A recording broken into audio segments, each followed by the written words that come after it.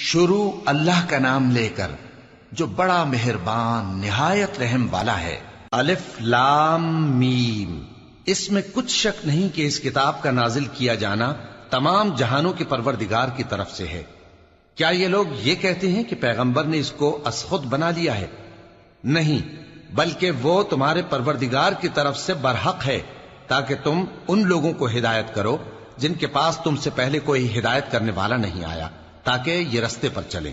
اللہ ہی تو ہے جس نے آسمانوں اور زمین کو اور جو چیزیں ان دونوں میں ہیں سب کو 6 دن میں پیدا کیا، پھر عرش پر جلوہ افروز ہوا۔ اس کے سوا تمہارا نہ کوئی دوست ہے اور نہ سفارش کرنے والا۔ کیا تم نصیحت حاصل نہیں کرتے؟ وہی آسمان سے زمین تک کے ہر کام کا انتظام کرتا ہے، پھر ہر کام ایک روز جس کی مقدار تمہارے شمار کے مطابق 1000 برس ہوگی اس کی طرف رجوع کرے گا۔ اسی شان کا ہے وہ خالق جو پوشیدہ اور ظاہر کا جاننے والا ہے، غالب ہے، بڑا مہربان ہے۔ وہی جس نے ہر چیز کو بہت اچھی طرح بنایا، یعنی اس کو پیدا کیا اور انسان کی پیدائش کو مٹی سے شروع کیا، پھر اس کی نسل ایک قسم کے خلاصے سے یعنی حقیر پانی سے بنائی، پھر اس کو درست کیا، پھر اس میں اپنی طرف سے روح پھونکی اور تمہارے کان اور آنکھیں اور دل بنائے، مگر تم بہت کم شکر کرتے ہو۔ اور کہنے لگے کہ جب ہم زمین میں ملیا میٹ ہو جائیں گے تو کیا اثر نو پیدا ہوں گے؟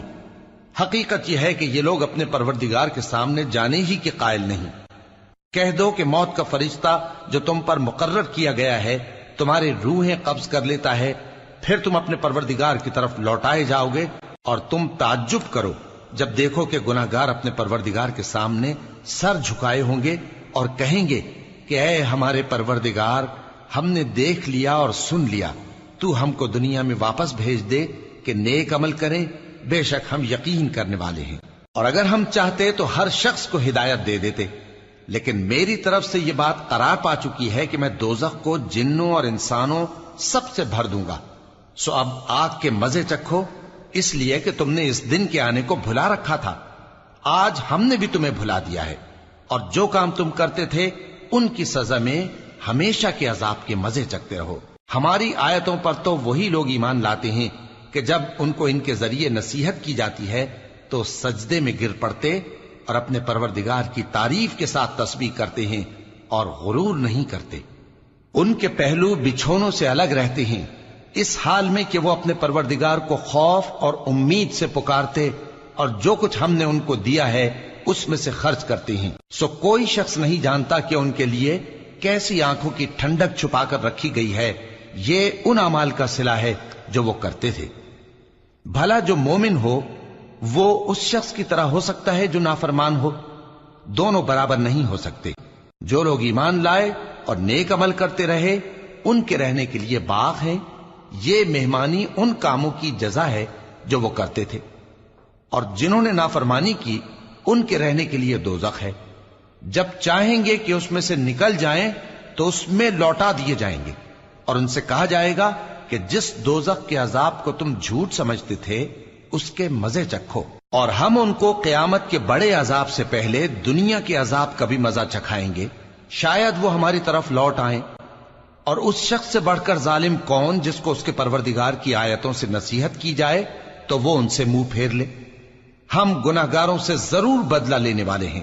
اور ہم نے موسیٰ کو کتاب دی تو تم ان سے ملاقات ہونے سے متعلق شک میں نہ ہونا، اور ہم نے اس کتاب کو بنی اسرائیل کے لیے ذریعہ ہدایت بنایا تھا، اور ان میں سے ہم نے پیشوا بنائے تھے جو ہمارے حکم سے ہدایت کیا کرتے تھے، جبکہ وہ صبر بھی کرتے تھے اور وہ ہماری آیتوں پر یقین رکھتے تھے۔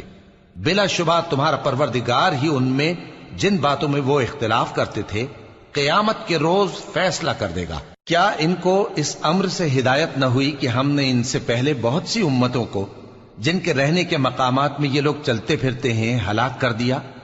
بے شک اس میں نشانیاں ہیں، تو یہ سنتے کیوں نہیں؟ کیا انہوں نے نہیں دیکھا کہ ہم بنجر زمین کی طرف پانی رواں کرتے ہیں، پھر اس سے کھیتی پیدا کرتے ہیں جس میں سے ان کے چوپائے بھی کھاتے ہیں اور یہ خود بھی کھاتے ہیں، تو یہ دیکھتے کیوں نہیں؟ اور کہتے ہیں اگر تم سچے ہو تو یہ فیصلہ کب ہوگا؟ کہہ دو کہ فیصلے کے دن کافروں کو ان کا ایمان لانا کچھ بھی فائدہ نہ دے گا اور نہ ان کو مہلت دی جائے گی۔ تو ان سے منہ پھیر لو اور انتظار کرو، یہ بھی انتظار کر رہے ہیں۔